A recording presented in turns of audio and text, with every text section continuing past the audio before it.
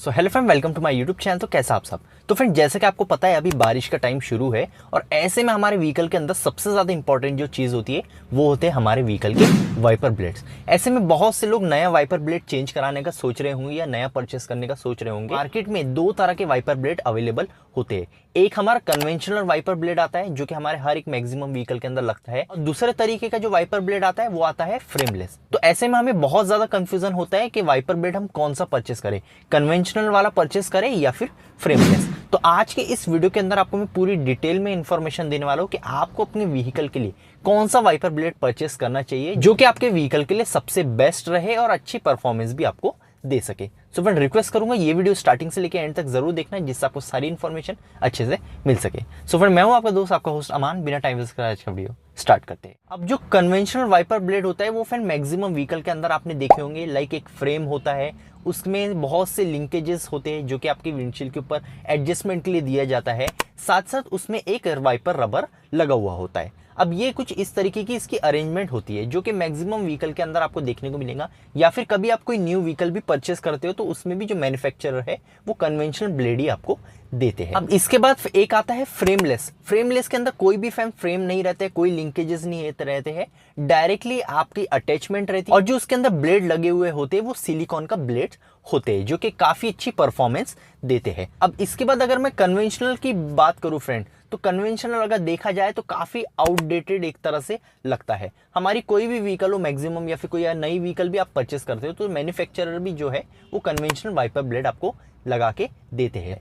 Cleaning तो होती है, कोई इशू नहीं है, लेकिन एक तरह से देखा जाए तो ये सारे ब्लेड जो है वो एक तरह से आउटडेटेड हमारे व्हीकल के अंदर लगते हैं। इसके बाद फ्रेंड अगर मैं बात करूं प्राइस के बारे में, तो कन्वेंशनल ब्लेड जो होते हैं उसकी प्राइस थोड़ी कम होती है as compare to frameless wiper blade, क्योंकि ये जो वाइपर ब्लेड है इजीली मार्केट में अवेलेबल हो जाते हैं, जेन्युइन भी मिलते हैं और आपके अदर ब्रांड्स के भी मिल जाते हैं, तो इसलिए इसकी प्राइस जो है वो काफी कम रहती है। साथ साथ कन्वेंशनल ब्लेड्स के अंदर जो इसके वाइपर रबर होते हैं वो इजीली अलग से मार्केट में मिल जाते हैं। मीन्स आपको पूरा वाइपर चेंज कराने की जरूरत नहीं है, सिर्फ ब्लेड आप ले सकते हो और वो ब्लेड जो होता है रबर का वो आप चेंज करवा सकते हो, जो कि आप काफी ज्यादा पैसा भी आपका सेव करता है। सिर्फ एक रबर का पैसा आपका जाता है और आपका वाइपर जो है वो न्यू जैसा हो जाता है। लेकिन फ्रेंड ये जो वाइपर ब्लेड होते हैं वो थोड़े हैवी फील होते हैं, मीन्स उसका वेट जो है क्योंकि ज्यादा रहता है, क्योंकि एक तरह से पूरा फ्रेम रहता है इसका मेटेलिक फ्रेम, तो उस वजह से इसका वेट जो है वो थोड़ा ज्यादा रहता है। और इसके बाद अगर मैं कन्वेंशनल वाइपर ब्लेड्स के लाइफ के बारे में बात करूं तो इसकी लाइफ जो है वो थोड़ी कम रहती है। आपको 6 महीना, 8 महीना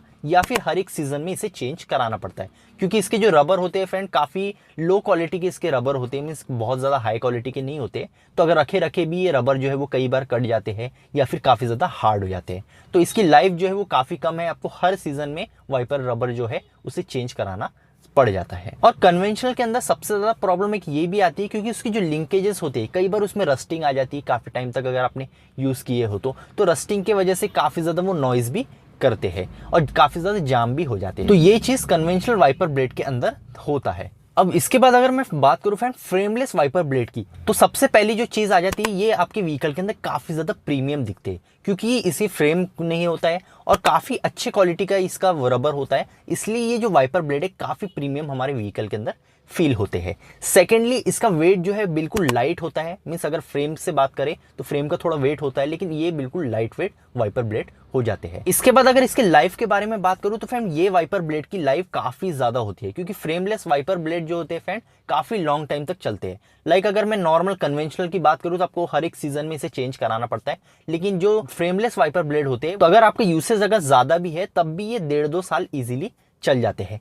इसके पीछे का रीजन ये है क्योंकि इसके जो ब्लेड होते हैं फ्रेंड वो रबर मटेरियल नहीं होता है, वो सिलिकॉन बेस्ड होते हैं। मींस जो इसके वाइपर रबर है वो सिलिकॉन वाइपर रबर होते हैं, जो कि क्लीनिंग भी काफी अच्छी करते हैं और इसकी क्वालिटी भी काफी अच्छी होती है, मींस इसकी लाइफ जो है वो काफी ज्यादा होती है। तो ये दोनों वाइपर ब्लेड के एक तरह से एडवांटेजेस यहाँ पे और डिसएडवांटेजेस हो जाते हैं। तो अब यहाँ पे कंक्लूजन के बारे में बात करूं कि हमें कौन सा वाइपर ब्लेड परचेस करना चाहिए, तो फ्रेंड अगर आपके व्हीकल के अंदर अभी कन्वेंशनल वाइपर ब्लेड लगा हुआ है लेकिन आप सोच रहे हो उसे चेंज करना है या फिर थोड़ा अपग्रेड करना है, तो उस केस में आप फ्रेमलेस वाइपर ब्लेड के लिए जा सकते हो।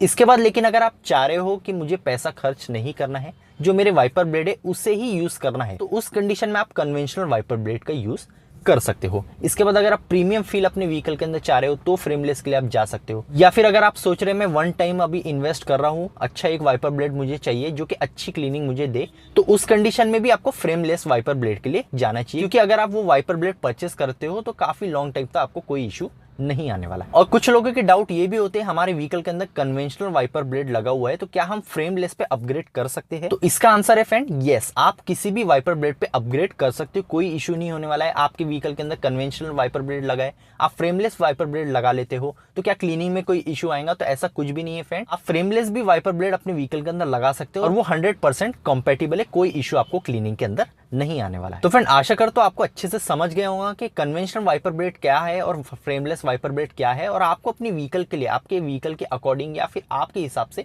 कौन से वाइपर ब्लेड परचेस करना चाहिए। अगर इस वीडियो से रिलेटेड कोई भी डाउट आपके रह जाती है तो आप कमेंट सेक्शन में पूछ सकते हो, मैं जल्द से जल्द आपको रिप्लाई देता हूँ।